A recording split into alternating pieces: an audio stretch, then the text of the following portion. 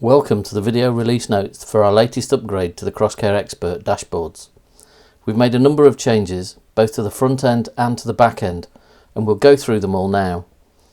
On the front end, you can dynamically change the values being displayed on a widget simply by clicking on a value in the legend and toggling it on and off. So if you want to see the referral charts without daycare, for example, you can click on daycare in the legend and the widget simply takes daycare out of the display. Click on it again and it dynamically puts it straight back again. You can do this on any type of widget, so if you want to take the previous year from the widgets down below, you can do that as well. Click on them again to put them back. We've also added drill downs to the widgets to give you a list of actual patients that make up the numbers. This time, click on the section of the widget for the people you want to see. So if I click on daycare, I then get a drill down of the 90 patients that are in that section.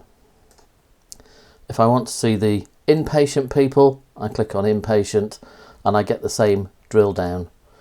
You'll notice we've also added an export option, so anytime you drill down to a list of patients, you can also export that list.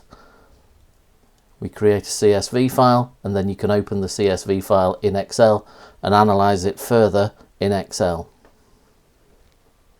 We've also added an export to the widget itself.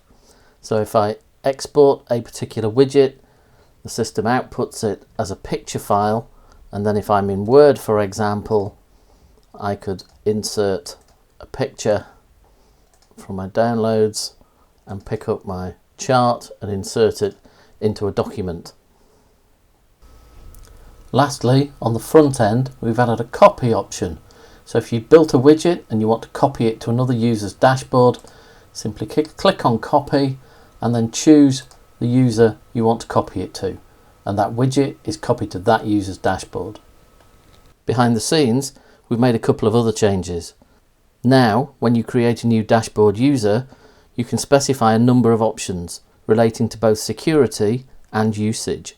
Firstly, you can choose whether they have access to settings, which allows them to create new users themselves, and also create groupings, which we'll come to in a second.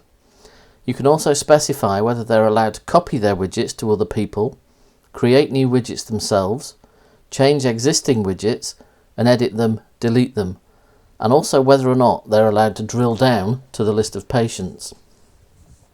These options give you the ability to create dashboards for people that are locked down. They can't create new widgets or edit them or delete them or drill into the data. If you want your system administrator to create dashboards and then publish them as a fixed dashboard to other users, then you can now do that.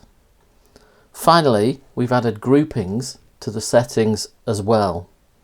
So you can create groups for both encounter types and primary diagnoses. So as an example, if I want to create a group for encounter types for all the face-to-face encounters, I can create a group called face-to-face and then choose all the different face-to-face options that apply.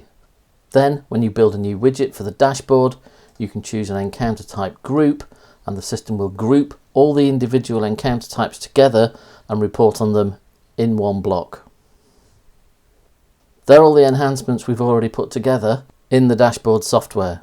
We're now working on allowing dashboard-wide filters, so you could have global filters such as the CCGs or service up here as a dashboard filter applying to all the widgets at once. But that's for next time.